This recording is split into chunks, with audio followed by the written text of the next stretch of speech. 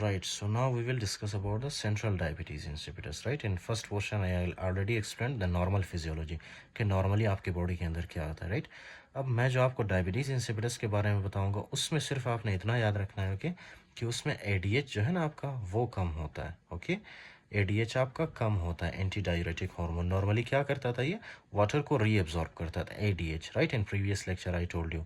अब अगर एडीएच नहीं होगा तो क्या ये वाटर रीएब्जॉर्ब होगा? नहीं होगा। आपके यूरिन के अंदर क्या होगा? बहुत ज़्यादा वाटर होगा, ओके। यूरिन के अंदर बहुत ज़्यादा वाटर होगा। Let me explain it for you.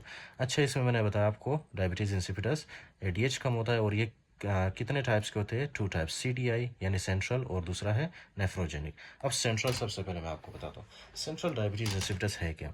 मैंने आपको बताया था ना कि ये जो एडीएच है कहाँ से रिलीज होता है। फॉर एग्जांपल ये डायग्राम में यहाँ पे ड्रॉ करता हूँ, ओके, राइट।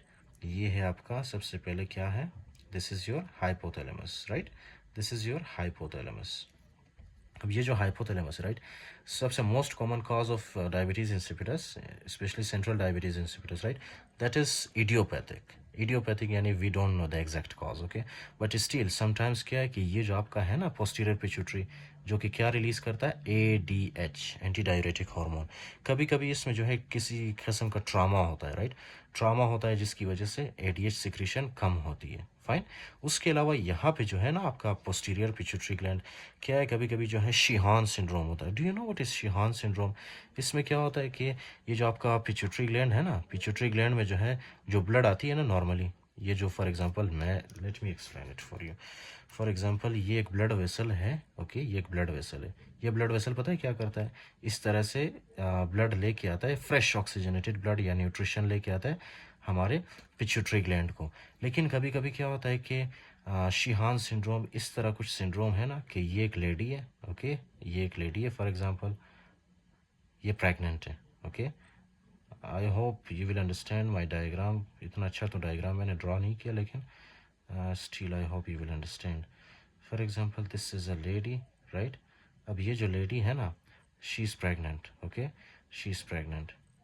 कैसे बनाओ यार, this is the lady, right, this is the lady, she is pregnant. अब ऑब्वियसली जो प्रेग्नेंट होते हैं उनके पास क्या होता है, इस तरह से एब्डोमेन में या मतलब यूट्रस में एक बेबी होता है, फाइन, फीटस होता है।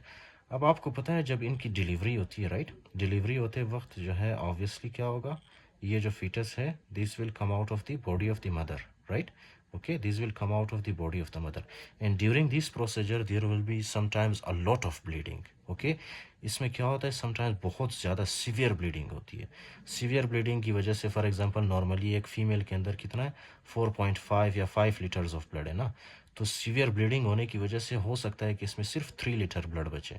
अब जो 3 लीटर ब्लड है ना, ये 3 लीटर ब्लड जो है हमारे पोस्टीरियर पिट्यूटरी को सप्लाई नहीं कर पाता कभी कभी, राइट, समटाइम्स, जिसकी वजह से क्या होगा कि ये जो आपका पोस्टीरियर पिट्यूटरी है इसमें स्कीमिया होगा और इसके सेल्स की डेथ होती है, फाइन। स्कीमिया होता है, फिर स्कीमिया होने की वजह से सेल्स की डेथ होती है, या मतलब वो दे विल बिकम डिसफंक्शनल। जब वो डिसफंक्शनल होते हैं ना, तो वो क्या है कि ये जो पोस्टीरियर पिट्यूटरी है हमारा, ये एडीएच प्रोड्यूस नहीं कर पाता, जिसकी वजह से एडीएच कम होता है हमारे बॉडी के अंदर, fine, okay. And this condition is called is the, जो प्रेगनेंसी की वजह से होता है, ब्लीडिंग की वजह से होता है, this is called is the Sheehan syndrome, okay। We will study that in the, here also I think it is present, hypopituitarism, right, in that we will study। so ये एक मैंने cause बताया आपको, शीहान सिंड्रोम, जिसकी वजह से hypoxia होता है, ओके। तो हमारा जो पोस्टीरियर पिट्यूटरी है उसको सप्लाई नहीं होती और एडीएच कम होता है। उसके अलावा एक और काज है जिसको हम कहते हैं, फॉर एग्जांपल समटाइम्स यहाँ पे क्या होता है, ट्यूमर डेवलप होता है, ओके। ट्यूमर जब डेवलप होता है तो ट्यूमर डेवलप होने की वजह से क्या होगा, यहाँ पे जो है ये ट्यूमर कभी कभी क्या करता है, बहुत बड़ा होता है, okay. And this tumor will for example suppress the blood vessels which are supplying the posterior pituitary gland, right. अब ट्यूमर जब ब्लड वेसल्स को सप्रेस करेगा तो ऑब्वियसली उसके बाद क्या होगा, क्या यहाँ पे नॉर्मल ब्लड सप्लाई होगी पोस्टीरियर पिट्यूटरी को? नहीं होगी, राइट, जिसकी वजह से क्या होगा, पोस्टीरियर पिट्यूटरी अपना नॉर्मल फंक्शन परफॉर्म नहीं कर पाएगा और एडीएच प्रोड्यूस नहीं कर पाएगा, okay. So the second cause is the tumour, right, this is the tumor। I'm really sorry for the noise। so we were discussing about the causes of the pituitary gland, right, that how it damages। first one was obviously the Sheehan syndrome, the second one was tumor, okay, some types of tumor, brain injury, trauma, idiopathic reason। so अब क्या है कि overall जितने भी for example causes होते हैं, right, that they will lead to reduced ADH secretion. जब आपके बॉडी के अंदर एडीएच कम रिलीज होगा तो क्या ये कम एडीएच इस प्रिंसिपल सॉरी ये कलेक्टिंग डक्ट के सेल को स्टिमुलेट कर पाएगा? नहीं। फाइन। जब एडीएच इसको स्टिमुलेट नहीं करेगा तो क्या यहाँ पे एक्वापोरिन 2 के चैनल्स बनेंगे? नहीं बनेंगे ना, ये एक्वापोरिन 2 के चैनल्स नहीं बनेंगे, right, they will not form. अगर ये एक्वापोरिन 2 के चैनल्स नहीं बने तो क्या यहाँ नेफ्रॉन में से H2O रीअब्जॉर्ब होगा? H2O नहीं होगा रीअब्जॉर्ब, राइट। H2O सेल के अंदर नहीं आ पाएगा, जिसकी वजह से ये वाटर जितना भी है ये क्या होगा, ये हमारे नेफ्रॉन से बाहर चला जाएगा। ओके, हमारे नेफ्रॉन से बाहर चला जाएगा हमारे यूरिन के अंदर। इसको हम क्या कहते हैं? Diuresis, right. जब आपके यूरिन के अंदर वाटर की कंसंट्रेशन ज़्यादा हो, that is called as the diuresis, right. अब इसका मतलब क्या हुआ कि this is your body and this is your blood vessel. मैंने आपको बताया था ब्लड के अंदर क्या होता है, वाटर होता है, एंड इंक्लूडिंग दैट ब्लड के अंदर और क्या होता है, सोल्यूट्स। फाइन। फॉर एग्जांपल आपके ब्लड के अंदर एक सोल्यूट है जिसका नाम है सोडियम। ओके, सोडियम क्या है, एक सोल्यूट। अच्छा, मैंने आपको बताया था कि ये दोनों नॉर्मली क्या होते हैं, नॉर्मल होते हैं, राइट, इक्वल होते हैं। क्या है कि जब आपके बॉडी से ये वाटर सारा आपके यूरिन के थ्रू, आपके नेफ्रॉन के थ्रू, आपके यूरिन में सारा चला जाता है, right, this water, then what happens, water की डेफिशिएंसी होती है और ये जो आपके बॉडी के अंदर सोडियम है ना, sodium will increase.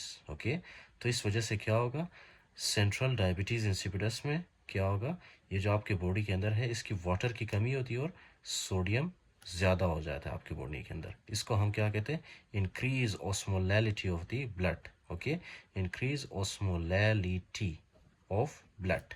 Okay, right, increase osmolality of blood. Normally कितना होता है, 300, लेकिन इसमें क्या होगा, जब सोडियम की कंसंट्रेशन या सोल्यूट की कंसंट्रेशन ज़्यादा होगी तो ये ऑस्मोलैलिटी इंक्रीज होगी। हो सकता है कि 350 हो सकता है कि 400 हो सकता है 500 हो। Okay, we will see that in the book. तो इन शॉर्ट क्या होगा कि आपके ब्लड की ऑस्मोलैलिटी इंक्रीज होगी, उसमें सोल्यूट की कंसंट्रेशन ज़्यादा होगी, उसमें सोडियम ज़्यादा होगा, उसमें वाटर कम होगा। क्यों कम होगा? क्योंकि ये एडीएच कम है हमारे बॉडी के अंदर, राइट। अब नेक्स्ट कंडीशन क्या है, let me explain it for you. The next condition is कि आपकी बॉडी के अंदर, for example this is your pituitary gland, right, this is your pituitary gland, simple. Okay, जो मैंने वहाँ पे ड्रा किया था वही मैं यहाँ पे ड्रॉ कर रहा हूँ। This is your pituitary gland. Pituitary gland, posterior pituitary से क्या रिलीज होता था, ADH। ओके, इसका मतलब है कि आपका ये पिट्यूटरी ग्लैंड बिल्कुल नॉर्मल है। ओके, इस आपका हाइपोथैलेमस भी बिल्कुल नॉर्मल है। There is no damage to pituitary gland, there is no damage to hypothalamus, and ADH भी नॉर्मल रिलीज हो रहा है, एन मतलब नॉर्मल। ओके, अब इधर मसला क्या है, let me explain it for you. Do you remember, मैंने आपको यहाँ पे बताया था कि ये आपका जो नेफ्रॉन है ना, उसके लास्ट पार्ट को हम क्या कहते हैं, कलेक्टिंग डक्ट। कलेक्टिंग डक्ट के पास इस तरह से सेल्स होते हैं। फाइन, सेल्स जो है, ये सेल्स जो है ना, सेल्स के ऊपर क्या होते हैं, रिसेप्टर्स। इन रिसेप्टर्स का नाम है V2 receptors. Fine, V2 receptors. अब क्या है कि ये जो V2 रिसेप्टर्स है ना, ये डैमेज होते हैं। Okay, these V2 receptors will become dysfunctional, right. तो जब ये V2 रिसेप्टर्स काम नहीं करेंगे, now you have to tell me, हमारे बॉडी के अंदर तो ADH तो काम कर रहा है ना, राइट। ये ADH क्या होता है, इस तरह से आता है, ये ADH अपने रिसेप्टर के साथ बाइंड करता है, लेकिन ये जो V2 रिसेप्टर है, दिस बिकम डिसफंक्शनल। जब ये V2 रिसेप्टर डिसफंक्शनल होगा, यानी कि काम नहीं करेगा ना, तो क्या यहाँ पे वाटर यानी एक्वापोरिन 2 के चैनल्स बनेंगे? नहीं बनेंगे, राइट। एक्वापोरिन 2 के चैनल्स नहीं बनेंगे, जिसकी वजह से नेफ्रॉन के अंदर जो पानी होगा, क्या वो इस सेल के अंदर आ पाएगा? नहीं आ पाएगा, राइट। यहाँ से ये सेल के अंदर नहीं आ पाएगा। क्यों? क्योंकि ये एक्वापोरिन 2 के चैनल्स एब्सेंट है। क्यों एब्सेंट है? क्योंकि ये जो V2 रिसेप्टर्स था ना, जो कि नॉर्मली क्या करता था, ADH के साथ बाइंड करता था, these the V2 receptor has become dysfunctional. अब ये जब काम नहीं करेगा तो ऑब्वियसली आपके बॉडी के अंदर जितना भी ADH हो, कोई फ़र्क नहीं पड़ता। क्यों? क्योंकि V2 का रिसेप्टर ही काम नहीं कर रहा। तो एज अ रिजल्ट क्या होगा, ये वाटर रीअब्जॉर्ब नहीं होगा और ये वाटर सारा यूरिन में चला जाएगा। ओके, ये वाटर क्या होगा, यूरिन में चला जाएगा। Fine, right. So both the condition, जितने मतलब चाहे वो सेंट्रल डायबिटीज़ इंसिपिडस हो, चाहे वो नेफ्रोजेनिक डायबिटीज़ इंसिपिडस हो, आपके बॉडी के अंदर क्या होता है, वाटर लॉस होता है यूरिन के अंदर। ओके, और आपके ब्लड के अंदर क्या होता है, सोडियम की कॉन्सेंट्रेशन या मतलब सोल्यूट्स की कॉन्सेंट्रेशन ज़्यादा होती है। ओके, सोल्यूट्स की कॉन्सेंट्रेशन ज़्यादा होगी, so and including that water की कॉन्सेंट्रेशन कम होती है, राइट। जब सोल्यूट की कॉन्सेंट्रेशन ज़्यादा होगी उसको हम क्या कहेंगे, increase serum osmolality. Okay, increase serum osmolality, पता नहीं स्पेलिंग सही लिखा है नहीं लिखा। So that will lead to increase serum osmolality. Okay, यहाँ पे भी वही हो रहा था, यहाँ पे भी वही हो रहा है, आपकी बॉडी से वाटर लॉस हो रहा है। फाइन। अच्छा, so this is about the diabetes insipidus. One last thing I must tell you. Okay, अगर आपके पास सेंट्रल डायबिटीज़ इंसिपिडस है, ये कौन सा वाला केस था, सेंट्रल डायबिटीज़ इंसिपिडस, जिसमें आपका पिट्यूटरी ग्लैंड एडीएच रिलीज़ नहीं कर रहा था। ओके, और एडीएच की कमी थी बॉडी के अंदर। तो आप नॉर्मली ट्रीटमेंट में क्या देते हो, there is a drug by the name of desmopressin. Okay, desmopressin. अब ये जो डेस्मोप्रेसिन है, what is desmopressin? Desmopressin is anti diuretic hormone. Okay, desmopressin क्या है, एक एंटी डायरेटिक हार्मोन है। तो आप जब डेस्मोप्रेसिन देते हैं ना पेशेंट को, क्यों देते हैं, क्योंकि उनके बॉडी के अंदर एडीएच की कमी होती है, तो आप डेस्मोप्रेसिन देते हैं। डेस्मोप्रेसिन भी एकदम से एडीएच की तरह काम करता है। This desmopressin will come and this will bind with its receptor. Okay, desmopressin देने के बाद आप क्या करते हो, आप जब पेशेंट का यूरिन चेक करते हो, राइट, पेशेंट का यूरिन क्या होगा, यूरिन जो है उसका यूरिन का ऑस्मोलिटी इंक्रीज हुआ होगा। ओके, क्यों, क्योंकि जो है यूरिन के अंदर ज़्यादा वाटर नहीं होगा, ये वाटर सारा यहाँ से रीअब्जॉर्ब होता है, सारा रीअब्जॉर्ब होता है। क्यों? क्योंकि डेस्मोप्रेसिन बिल्कुल एंटी डायरेटिक हार्मोन की तरह काम करता है यहाँ पे, जो कि क्या करेगा, यहाँ पे एक्वापोरिन 2 के चैनल्स बनाएगा, और एक्वापोरिन 2 के चैनल्स से H2O रीअब्जॉर्ब होकर वापस हमारे ब्लड के अंदर जाएगा। फाइन, इस तरह से ये वाटर को वापस नॉर्मलाइज कर देता है हमारे सर्कुलेशन के अंदर। Okay, so this is what desmopressin do. In the treatment we give desmopressin, especially in the treatment of central diabetes insipidus. अगर यही डेस्मोप्रेसिन आप अगर दे दे नेफ्रोजेनिक डायबिटीज़ इंसिपिडस में, तो क्या ये काम करेगा? ज़्यादा काम नहीं करेगा ना, बहुत ही मिनिमल चेंज आएगा। ओके, क्यों? क्योंकि ये जो V2 रिसेप्टर जिसके साथ डेस्मोप्रेसिन जाके बाइंड करता है ना, this V2 receptor is not working. Okay, या ये समझ लो आपके देयर आर 100 V2 रिसेप्टर्स, सिर्फ 2 या 3 V2 के रिसेप्टर्स काम कर रहे होते हैं, तो ये डेस्मोप्रेसिन आके इसके साथ बाइंड करेगा, राइट। लेकिन हम वो चेंज नहीं देखते जो चेंज हम सेंट्रल डायबिटीज़ इंसिपिडस में देखते हैं, राइट। तो डेस्मोप्रेसिन यहाँ पे इफेक्टिव नहीं होता, right. Okay, let's read it now.